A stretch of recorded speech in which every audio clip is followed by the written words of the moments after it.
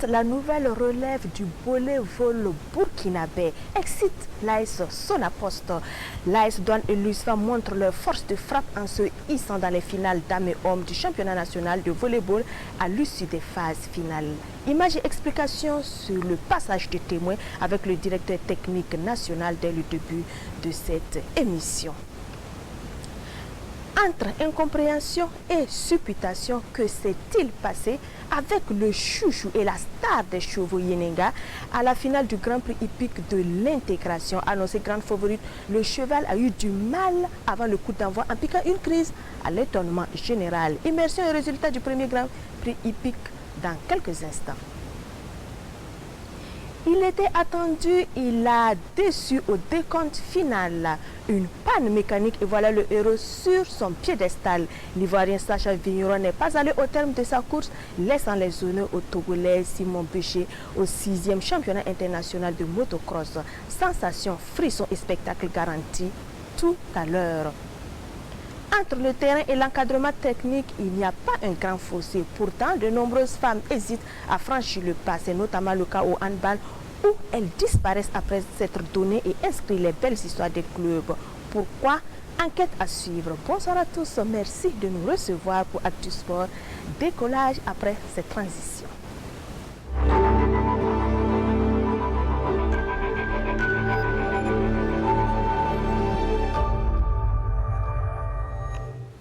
Avant de commencer, bonne journée à tous les journalistes de sport. Le 2G est reconnu depuis 1996, journée internationale de la presse sportive, à tous ces femmes et hommes qui mettent leur passion du sport au service des médias du public. Bravo et félicitations pour le travail abattu au quotidien.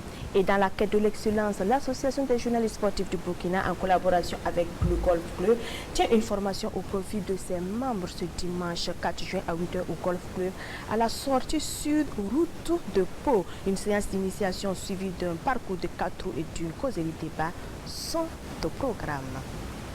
La médaille de bronze pour l'association sportive de l'Espérance. Ce vendredi après-midi au complexe sportif olympique, la SE s'est reprise pour sa deuxième sortie en domptant AS Finis 3-7-0 et s'empare de la 3e place. Nous parlons des phases finales du championnat national de volleyball. Nongba-Kouda, Alex Zagri. Brillante victoire de l'association sportive de l'Espérance ASE et la course à la médaille de bronze au championnat national de volleyball reste envisageable. Face à l'AS Phoenix de Waïguia, les filles de Sanoa Juin ont juste fait une démonstration de maîtrise de soi et s'imposent au 43-7-0. Pour cette première demi-finale dames, l'entame a été sans difficulté pour cette équipe de l'association sportive de l'Espérance. Elle enlève le premier set 25 contre 18. Les jeunes reviennent à la charge au deuxième set et dominent les visiteuses sur le même score de 25-18. Dominer l'AS Phoenix ne parviendra pas à enlever cette dernière manche. Elle finit par claquer 25 contre 21. C'est une équipe que nous avons battue 2 fois de suite pendant les phases du championnat, en aller comme en retour. Donc on était plus ou moins confiants que cette fois-ci. Il ne fallait pas aussi laisser notre chance passer. On s'est beaucoup donné hier pour la victoire face à l'AS Douane. Et ça n'a pas été, on peut le dire, la récupération n'a pas été facile, chose facile. Sinon, on voulait le match à tout prix. La médaille de bronze est désormais dans le viseur de ce modeste club de l'association sportive de l'Espérance. On est pratiquement sûr que nous occupons au moins la 4e place, mais nous allons vraiment nous battre pour la 3e place surtout, qui est notre objectif de la saison. À la faveur des grandes finales, l'AS Phoenix disputera la 5e place avec l'AS Sonabel, puis en apothéose, l'USFA sera face à l'AS Douane. AS jouera donc la médaille de bronze demain. Et ce vendredi toujours, pour le compte des phases de poule en dame, l'AS donc a pris le meilleur sur Phoenix 3-7-0 et la Lona B a triomphé de l'AS Sonabel 3-7-1. Un homme, l'USFA domine l'AS 3-7-0 et les faux se débarrassent de l'AS Police 3-7-0. Les finales interviendront ce samedi soir et on aura les mêmes affiches. Côté homme,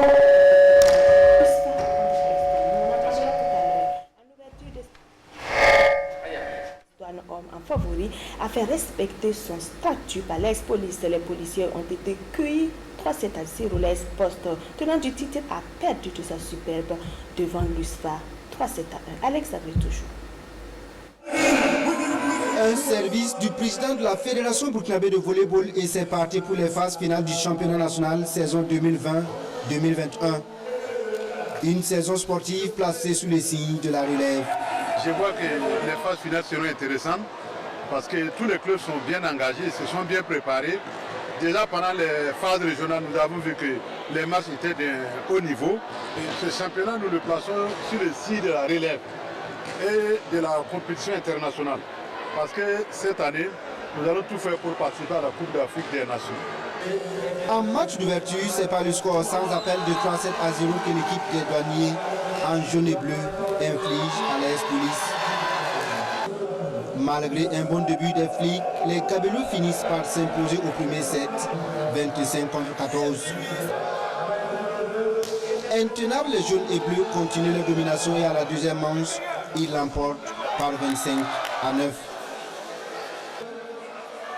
L'AS Douane confirme sa supériorité dans le troisième set sur le score de 25 à 18 et se positionne comme un vrai prétendant au titre. On sait que c'est une équipe joueuse, c'est une équipe qui aime attaquer.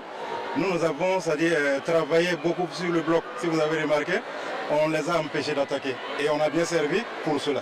Effectivement, l'entame a été difficile puisque dès le début de la rencontre, pendant l'échauffement, vous avez constaté qu'on a notre passeur titulaire qui s'est blessé.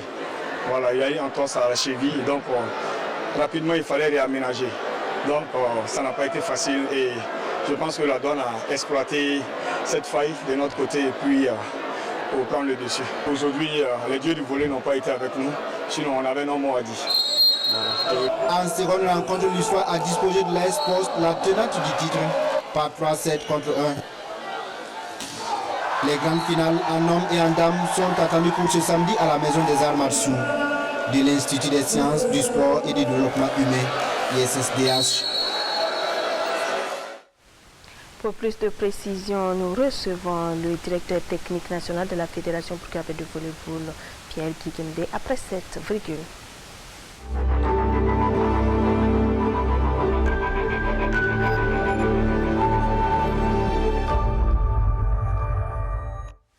Pierre Guigende, bonsoir et bienvenue sur ce plateau.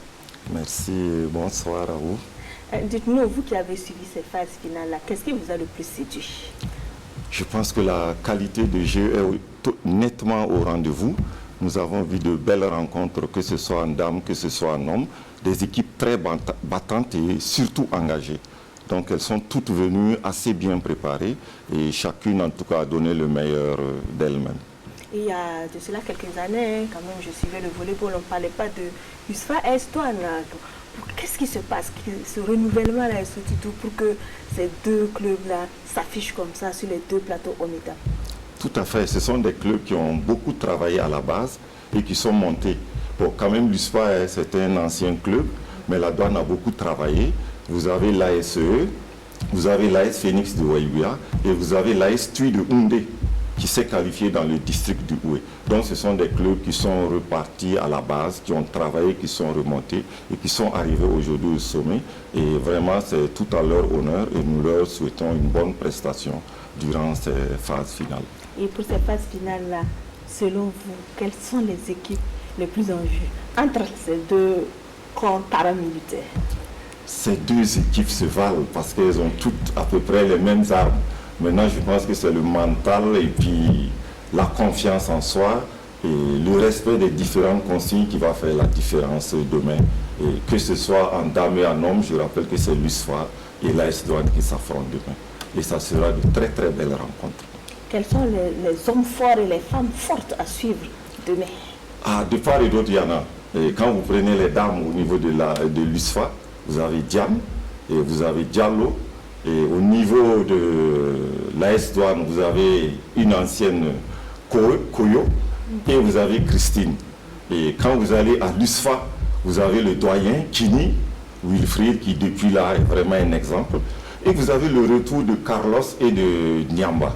Et quand vous allez en homme au niveau de la Douane, vous avez leur passeur, vous avez Michael le central, Et vous avez encore bien d'autres. Ils ont un système de double libéraux qui vraiment les assure de bonnes choses en défense. Donc je pense que les parties seront très belles demain. En tout cas, de belles employades en perspective qui valent le détour du palais olympique, complexe sportif olympique 6 à l'INCHF, non loin du stade Katou de Ouagadougou. Dites-nous, il y a quelques années, on parlait de déclin du volleyball, mais là, il y a sa vie et c'est tant mieux donc pour la discipline. Absolument, nous avons passé quand même une petite période, comme toute discipline, hein, il y a des hauts et des bas, mais depuis quand même 2 ans, en dehors du Covid qui nous a fait encore baisser, mais cette année quand vous regardez les engagements en hommes, la Ligue du Centre à elle seule a engagé 11 équipes en hommes et 6 en dames. Maintenant, on a quelques petits problèmes encore au niveau du district du Haut, mais que nous allons, je pense, la fédération va travailler à compenser durant son mandat. En tout cas, ça rayonne, c'est beau et nous sommes actuellement dans notre tempo, c'est-à-dire que nous sommes dans la saison sportive, contrairement à d'autres années où nous jouons hors délai. Et je pense que cela va aider tout le monde du volleyball à se restructurer et à donner le meilleur de lui-même. Et quelles sont les perspectives donc pour ces clubs-là? D'abord, combien ces clubs remportent le vainqueur côté dame et côté homme? On partira avec la Coupe Plus. Et à la réunion technique, il a été dit que homme comme dame, c'est Coupe plus 700 000 francs. Ce qui passe du simple au double. Habituellement, nous étions autour de 350 000, 400 000 pour le premier. Donc cette année, que ce soit les dames, les hommes, c'est 700 000 francs comme prix pour le moment, ce qui a été annoncé. Pour la parité. Absolument. Dites-nous, mis à part, ils vont recevoir les coupes et puis 700 000 francs. Et puis, quelles sont les perspectives pour un meilleur rayonnement du volleyball burkinabé? Nous avons la Coupe africaine à laquelle participe le club champion. D'abord dans la zone, et nous avons la Coupe africaine. Nous avons les éliminatoires qui vont se dérouler bientôt. Et en plus, nous avons les différents tournois de la catégorie junior et cadette, à laquelle nous voulons que les jeunes participent pour s'aguerrir et pour être plus compétitifs en senior. Vraiment, merci beaucoup Pierre Kigimde pour toutes ces précisions. Je rappelle que les finales nationales de la Fédération burkinabé de volleyball se tiennent ce samedi soir au complexe sportif olympique. Merci beaucoup et vous restez avec nous pour la suite de Statu Sport. Et on reste au complexe sportif olympique pour apprécier la 3e journée retour de la Ligue du centre de handball. L'Onabé Handball Club en dame Malmen l'AS Finance 47-21. L'AS Sonabi enchaîne devant l'USK 31-20. Les électriciens tombent de haut devant l'AS Police qui se rachète 33-28. Le point sur les images de Rasmane Souti. Plus les journées passent, plus le suspense perdure au niveau de la Ligue du centre de handball. C'est tant mieux pour les spectateurs grands et petits qui trouvent le jeu plaisant et amusant. Le choc des titans AS Sonabel AS Police est en clôture de cette 3e levée délocalisée à la salle des arts martiaux japonais. Pour un match qu'on pensait plus équilibré et enlevé, les électriciens ont déçu. Les flics qui reviennent d'une défaite ont pris le match à leur compte en dominant la première période 16-13. Alors qu'on attendait une réaction des électriciens qui ont fait craquer l'USFA la journée précédente, c'est au contraire l'AS Police qui assoit son ascendance à la reprise. L'AS Sonabel subit et lâche prise en fin de partie 28-33. On a essayé de constituer un bloc qui a mis l'adversaire dans les difficultés. C'est ce qui nous a amené à jouer libre du début jusqu'à la fin. Je pense que bon, c'est un coup de fouet, on va essayer de rebondir et puis les prochaines journées en tout cas se rattraper. Pour une des rares fois, l'Union sportive du Kadjogo tient tête à un adversaire dès la tame. Devant les Sonabi, l'USK joue sans complexe, offre de bonnes occasions, titille son vis-à-vis avant de se laisser devancer à la mi-temps 10-17. Les Sonabi ne se laisse pas distraire. Elle revient de la pause plus disciplinée. Les pétroliers plus mobiles et plus rapides creusent l'écart et prennent le gain de la rencontre 31-20. On n'était pas concentrés. Une certaine négligence, on essaie de s'amuser, on se dit on va gagner le match, on joue juste pour se faire plaisir. C'est une histoire de forme. Il y a eu le fond qui nous a manqué, beaucoup manqué, et également au niveau de la coordination de jeu, on n'était pas très bien coordonnés. Voilà. Mais nous sommes en train de préparer ça à l'entraînement et nous pensons que les matchs à venir, on pourra tirer notre épingle du jeu également. En ouverture chez les hommes, l'AS Douanes enchaîne une deuxième victoire de rang à contrario de l'USFA qui enregistre sa deuxième défaite consécutive. Les Gablous mettent au palais militaire en les soumettant 26-23. Les journées, elles se suivent et se ressemblent pour Aïssa Sommet et les financières. Face à la Lonabé Handball Club, les Finances ont eu du mal à exister. Les filles de la nationale des Jeux du hasard ont fait passer un mauvais temps à leurs adversaires. Malgré les tamons et les rouspétances de l'entraîneur, rien n'y fit. Les financières sombrent 21-47. Je suis très déçue parce que vraiment le rendu n'était pas du tout ce à quoi on s'attendait. Parce que vraiment aujourd'hui on avait beaucoup de blessés, mais franchement les filles n'ont pas joué aujourd'hui. Je ne les ai vraiment pas reconnues pour ce match-là. Je ne dirais pas que c'était une victoire facile. En fait c'est juste que nous avons décidé de maximiser sur le score, d'aller vite. Si vous avez remarqué, on a joué vite. On a essayé de faire des attaques rapides pour que côté score, on puisse avoir un gros score. L'ASFA Yenenga s'est relancé après sa défaite devant l'AS Douanes. Les filles de Simplice Sommet ont relevé la tête en se payant les Sonabi 29-25. Et ce samedi, donc, la petite balle vous donne rendez-vous avec un programme modifié. Ce dimanche 4 juin, on aura l'opposition d'Ama Lonabé Handball Club ASFA Yenenga, suivi donc à 17h de USFA USK au Palais des Sports de Ouaga 2000. Et le lundi 5 juillet, on aura à 18h le choc des paramilitaires. AS Police, AS Douane à 19h30, mais avant ce choc, on aura à 18h en dame AS Sonabi, AS Douane. Et ce mardi 6 juillet, le choc énergétique à 18h entre l'AS Sonabel et l'AS Sonabi. Elles ont investi la plupart des structures de la petite balle avec l'élection d'une femme à la fédération. C'est la consécration. Il y a pourtant un domaine où la silhouette des femmes se fait très rare. L'encadrement technique peine à recruter. Nous avons mené l'enquête, le verdict avec la complicité de Rasmane Zondi.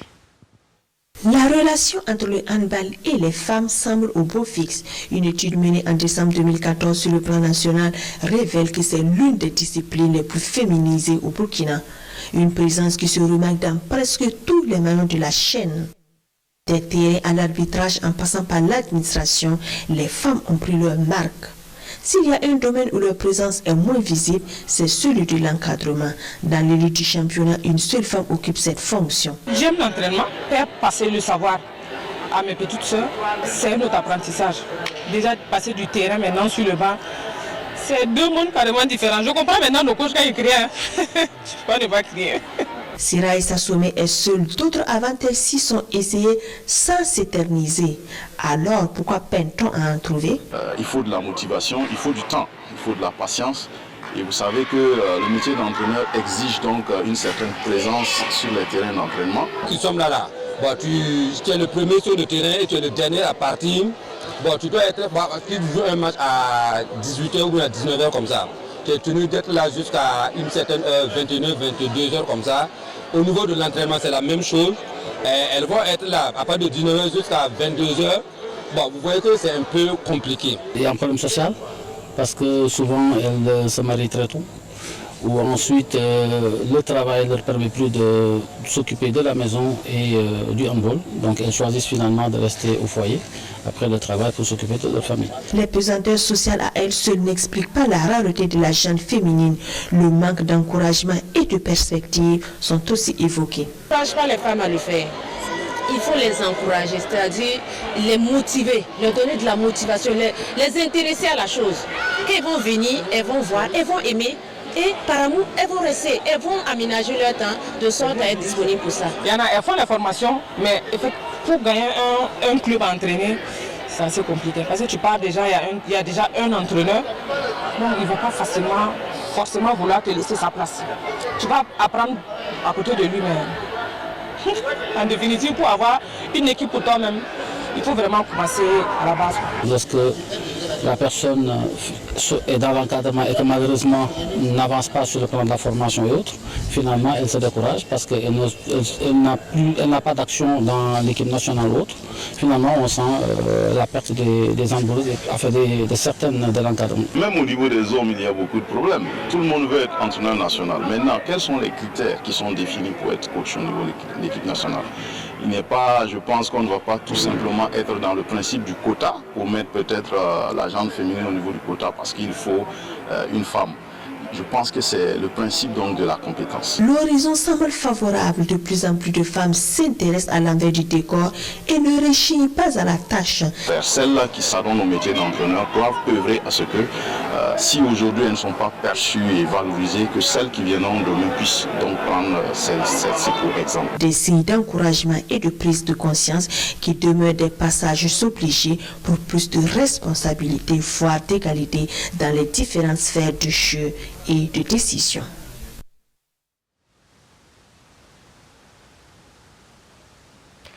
L'étonnement et la déception étaient au rendez-vous. Nous parlons sport équestre. Clap de fin pour le Grand Prix hippique de l'intégration dimanche. 6 courses ont tenu le public en haleine à l'hippodrome de Pabré. Sur la plus attendue des courses, pas de départ pour Yenenga qui n'a pas réussi à décoller. Le film de l'événement qui a regroupé sur le sol burkinabé 7 pays avec Nongba Kouda et Mariam Ouattara. Le cheval, symbole phare du Burkina pour magnifier la cohésion et l'amitié entre différents peuples. Cette trouvaille est l'œuvre de l'association des éleveurs de chevaux Neymar avec à sa tête Ben Mahmoud Ali Dermé. Nous sommes sur l'hippodrome de Pabré pour la toute première édition du Grand Prix hippique de l'intégration. Le cheval, c'est un animal vraiment qui est plus en vue dans l'emblème national. Donc c'est notre repère, c'est un moyen de combat, c'est un moyen de transport, c'est un moyen en tout cas de galvaniser l'homme. Je pense que à travers cette course de l'intégration, les peuples échangent, les peuples se frottent, les jeunes se connaissent davantage et ils sont à même de construire une Afrique encore meilleure pour tous. Et pour un coup d'essai, il faut dire que ce fut un coup de maître. Au total, 6 courses ont tenu en haleine les invités du jour. La première course dénommée Burkina catégorie A a mis aux prises 20 étalons venus des différentes régions du pays. Devant jokers et chevaux, une distance de 2000 mètres, soit 2 tours de piste. Au premier tour déjà, Big Boss de Bobo Dioulasso se signale. Il finit par traverser la ligne d'arrivée en premier devant Nema Toulaye et Flamme Hirondelle, tous de Ouagadougou. La préparation, ça vient de mon entraîneur. Voilà, donc depuis toute la première course, il m'a fait savoir non, de ne pas avoir peur. La victoire était déjà assurée. Donc comme on l'a dit, il faut jamais estimer son adversaire. Vraiment, on est très contents ce soir. À la suite de la catégorie Burkina A, 13 chevaux de la catégorie B ont pris le départ. Les étalons de Ouagadougou font carton plein avec à leur tête Passek B, suivi de Sabena et Elo. La troisième course dénommée Aro Niger a concerné 7 chevaux. De cette course nigérienne, c'est le cheval Zidane qui sort vainqueur devant ses pairs, Aske et Mayouri. Puis, la catégorie talon prend le relais. 14 chevaux de tous les 8 pays présents prennent le départ. Une course qui va faire l'objet d'un litige car difficile de désigner avec précision le vainqueur. La catégorie Super Crack était la plus attendue sur l'hippodrome de Pabré. Pour cause, la star Yenenga du promoteur de la compétition devait être sur le départ. Mais coup de tonnerre, Yenenga s'écroule juste après les présentations. Le fair play existe. Le cheval c'est comme ça. Le cheval c'est comme ça. Mais il y a match retour, il n'y a pas de problème. Ils m'ont dévancé, Inch'Allah, prochainement. Conséquence, seuls 4 partants venus du Mali, du Sénégal et du Burkina. Le Mali enlève la première place grâce à Banéné, suivi de son compatriote Geng. C'est des chevaux qui sont venus du Maroc à peine 3 mois aussi. Et on a commencé les entraînements à partir de Bamako. et avec notre ami Pape qui nous disent que bon, il n'y a pas de problème, il va battre le Mali. On a dit que bon, de toute façon on sera prêt pour le Burkina. Je suis très fier et content d'être premier aujourd'hui à remporter ce trophée pour le Mali, pour tout le Mali. La dernière course, Soudan, est enlevée par le Nigeria, pays invité d'honneur de cette première édition, grâce à l'étalon Golden Hero. Pour une première édition, il y a beaucoup de points de satisfaction. En ce qui me concerne, c'est la première fois que j'assiste à un tel événement. Nous sommes honorés parce que c'est une compétition internationale. Donc, à quelque part, le Burkina Faso est à l'honneur ce soir. Quand on parle de l'emblème du Burkina Faso, vous voyez très bien qu'il y a le cheval. Et donc, il nous appartient d'encourager les promoteurs de cette compétition et de les pousser à aller de l'avant. Quand on parle d'intégration, il faut chercher tout ce qui peut nous permettre de retrouver nos repères d'antan. Et le cheval était l'animal par lequel la population se dirigeait dans d'autres contrées pour chercher les richesses pour l'amener. Donc ce n'est qu'un facteur qui nous permet de retrouver notre identité. Toutes les délégations présentes ont été distinguées. Le vainqueur de chaque catégorie repart avec une enveloppe financière, une voiture et un trophée. En bref, depuis ce vendredi 2 juillet, la Fédération des sports équestres tient ses championnats nationaux sur l'hippodrome d'Amdalaï. C'est à Ouagadougou. Les finales interviennent ce samedi au même lieu à 15h. Une série de convention entre la LONABé et la Fédération pour une reprise du pari hippique burkinabé sera scellée avant les courses. Sensation garantie avec le sport mécanique. Ce ne sont pas les habitants de Saba dans la banlieue est de Ouagadougou et tous les fans donc de frissons qui diront le contraire dimanche sur leur circuit de prédilection. Les concurrents du 6e championnat international de motocross ont régalé après 3 manches dans les catégories au programme. Que de surprises aux résultats finaux. Le favori Sacha Viron de la Côte d'Ivoire, victime de panne technique, cède le titre au Togolais Simon Péché. Découverte avec Bernard Kombelem et Jean-Modeste Ouitraogo. Ce garçon presque au bord des larmes se nomme Sacha. Sacha Vigneron est le champion en titre dans la catégorie MX2. Mais ce dimanche, après 2 manches spectaculaires et alors que tout était bien parti pour qu'il remporte la 3e manche, sa moto lâche. Une panne mécanique qui le contraint à l'abandon. J'étais très bien parti, j'étais en tête. Et au bout de quelques tours, mon tuyau d'essence du réservoir qui s'est percé. Donc je perdais toute l'essence et la moto n'a accéléré. Sacha le spectaculaire pilote ivoirien est hors jeu. Sa succession est donc ouverte. Sur le circuit de 2 km 500, 8 pilotes se lancent à la course. Simon Péché du Togo, Guy Mojika et Bouzi du Burkina sont les favoris. À chaque passage, il gratifie le public de quelques figures spectaculaires.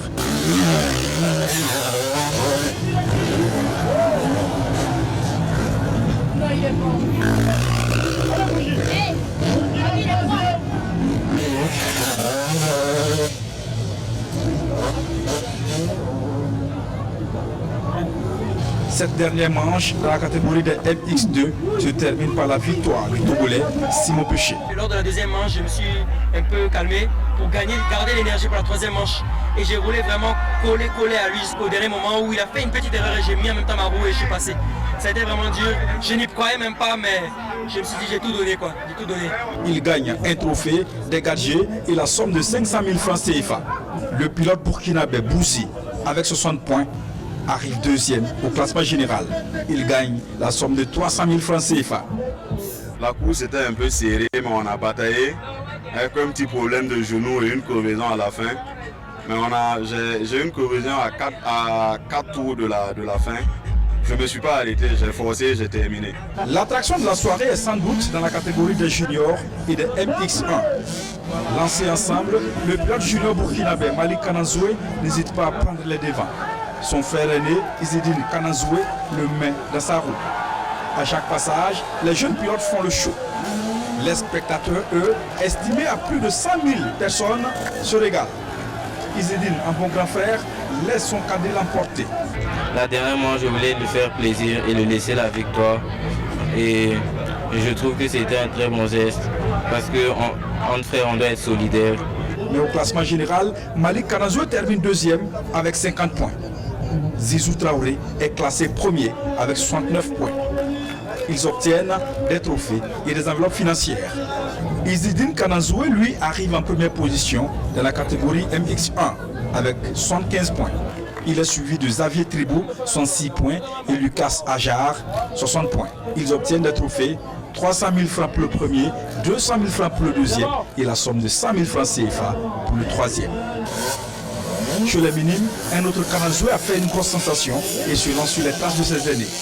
Hakim Kananzoué, très apprécié par le public, il joue le jeu et donne du fil à retordre à ses concurrents. Le plus petit des Kananzoué s'amuse et prend la tête au classement général avec 72 points. Noah Kim est deuxième, 69 points. Hakim Traoré, troisième, 58 points.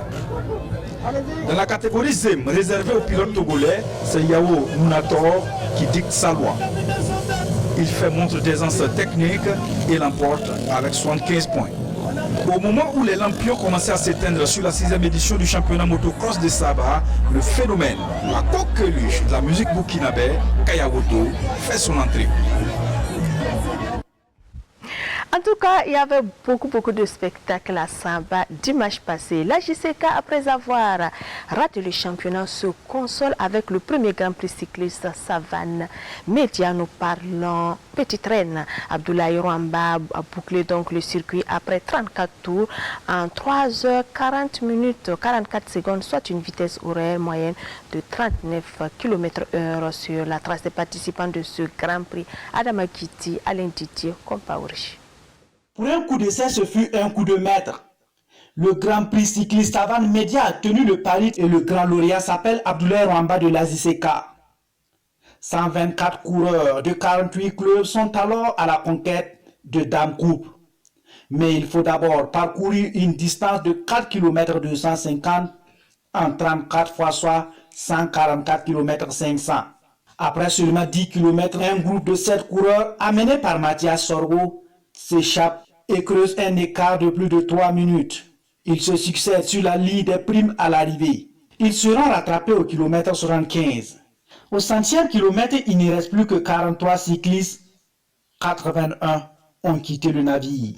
À 7 tours de l'arrivée, Bassirou Moulia, Aruna Ilboudo, Abdul Aziz Ninkema, Daouda Soulama, Suleiman Kone et Abdoulaye Rwamba sortent du peloton.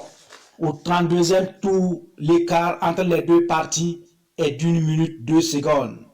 Derrière, on s'organise pour la chasse. Une poursuite trop tard.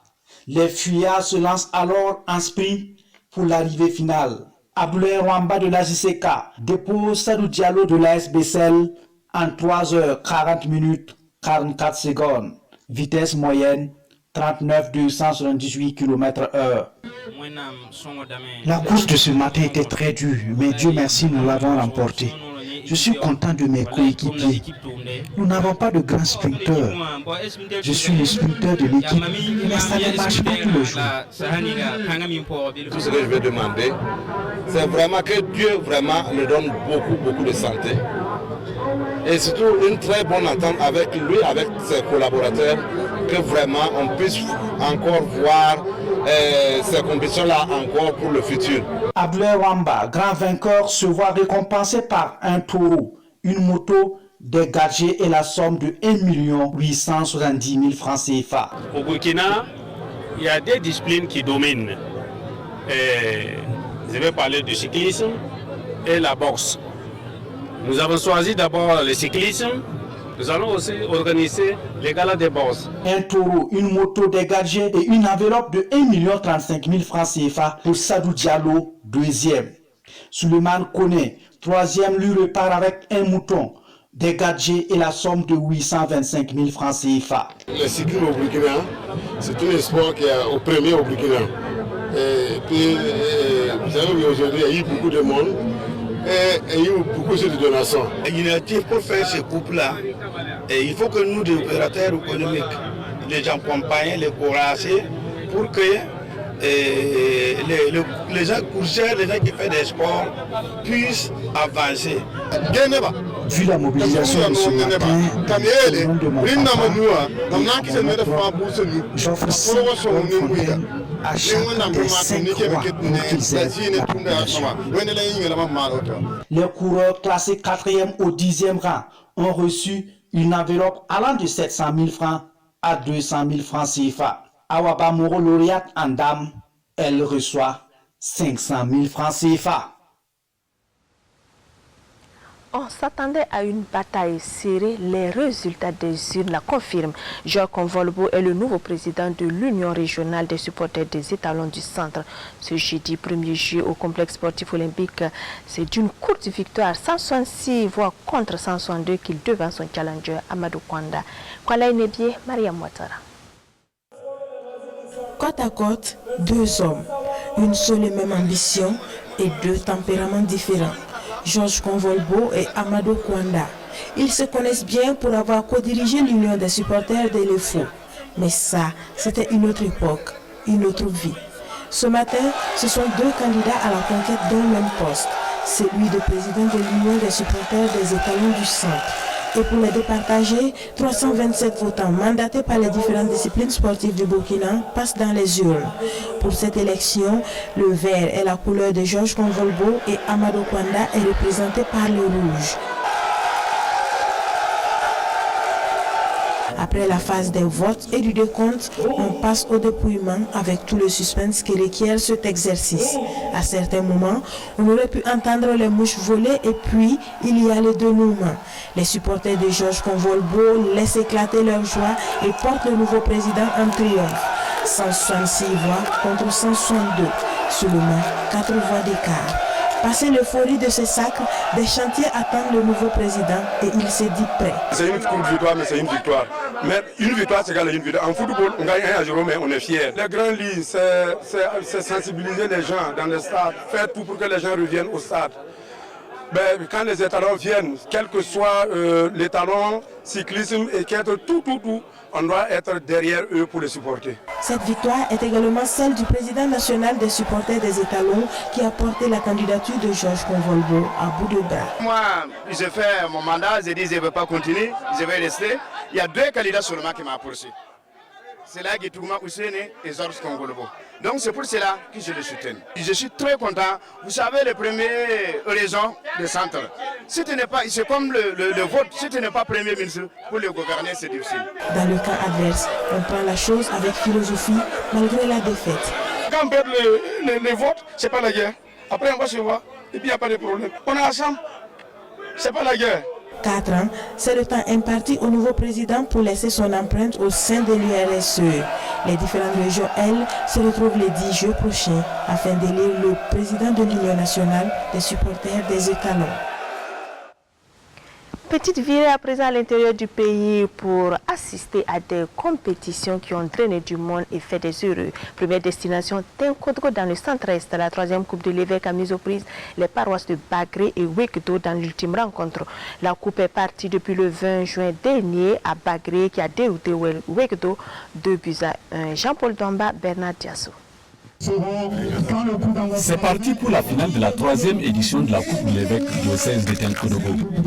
L'équipe de la paroisse de Bagré en jaune s'oppose à celle de Wekdo en noir et blanc. Dès l'entame du jeu, les deux équipes observent un round d'observation tout en offrant un beau spectacle avec des beaux gestes techniques et des occasions de but de part et d'autre. Mais à la 27e minute, sur 7 passes, Eric Dabré ouvre le score pour Bagré. Bagré 1, Wekdo 0. Ce score sera maintenu jusqu'à la mi-temps. Une occasion pour le comité d'organisation et le parrain de livrer des messages de paix, de cohésion sociale et de fraternité au sein de la jeunesse. À la reprise, sur un coup de pied arrêté, Évariste Kéré à la 51e minute remet les pendules à l'heure. Bagré 1, Wekdo 1. Le match est équilibré. La surprise, à la 73e minute, Albert Tarnagda, sur un corner, offre la victoire à Bagré. Bagré 2, Wekdo 1. Bagré remporte le trophée de la 3e édition de la Coupe de l'évêque avec un jeu de maillot, 2 ballons et 5 000 francs CFA. Et pour le finaliste malheureux, Wekdo, un jeu de maillot, 2 ballons, 75 000 francs CFA. Toutes les 10 équipes des paroisses du diocèse de Tenkodogo qui ont pris part à la compétition de la Coupe de l'évêque ont chacune reçu 2 ballons de football. En lançant la coupe, il y a de cela 3 ans, j'ai insisté pour que les jeunes puissent, en participant à cette coupe, avoir un esprit de cohésion, un esprit de solidarité, un esprit d'unité. Et je vois que ça contribue à rétablir la paix, la cohésion dans notre région. C'est l'ensemble de la jeunesse du 113 du Boulgou qui est venu donc pour soutenir l'évêque pour sa coupe et puis lui exprimer une certaine reconnaissance parce que ça crée un esprit de partage, ça crée un esprit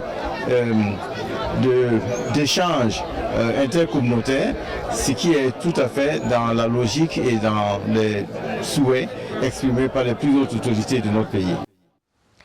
Si à Tenkodogo, on a réfléchi donc à la promotion de la cohésion sociale au sein de la jeunesse, à Pompoy dans les Balais, région de la boucle du Mouhoun, on a mis l'accent sur la fraternité. Mise en jeu par le maire, la coupe revient à 100 qui s'impose à Batili 1-0. Yves Ramba, Hélène Sebougo, Karimo Ouedraogo.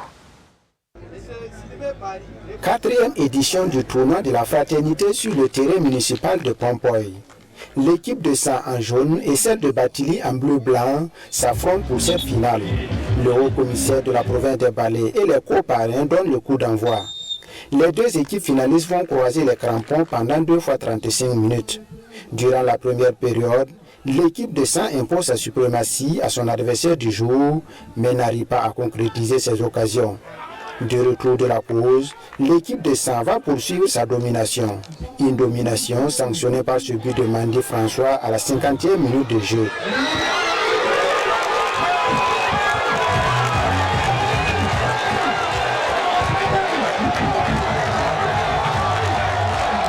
Unique but de cette opposition. Score final, 1-0 pour les jaunes. Dès qu'on a marqué, c'était la joie puisqu'on attendait ça depuis les premiers mi-temps. Mais c'est une chose qui ne venait pas. Mais quand c'est arrivé, c'était la joie. Vous avez senti l'équipe qui était contente. Donc c'était une fête pour nous tous. La différence, je veux dire que c'est la patience. Et le début, ils nous ont fait courir. Donc à la deuxième mi-temps, on s'est placé la confiance en nous-mêmes. Et on a juste fait la différence. La jeunesse de Pompoy, c'est leur tournoi.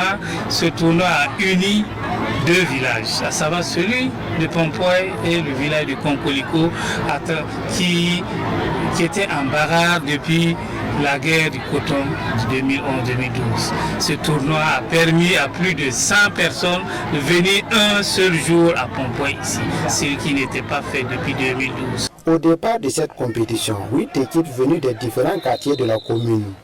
Cette 4e édition est placée sous le thème « Sport, facteur de cohésion sociale, de rassemblement et d'épanouissement de la jeunesse ». Il faut féliciter le maire de la commune de Pompoy.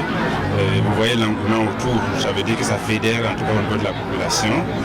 Et le thème choisi cette année, qui est de rassembler les jeunes autour de la cohésion sociale, est bien pertinent.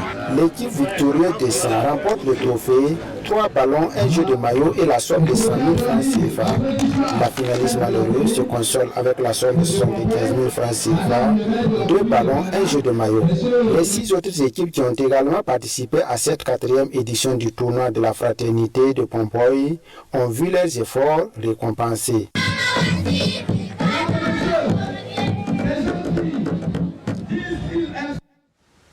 L'étau se resserre sur les participants de l'Euro 2021. Les quarts de finale disputés ce vendredi soir ont connu les éliminations de la Suisse et de la Belgique. L'Espagne accueille la Suisse en réussissant 3 tirs contre 1 pour la Nanti au terme d'un match d'1 but partout.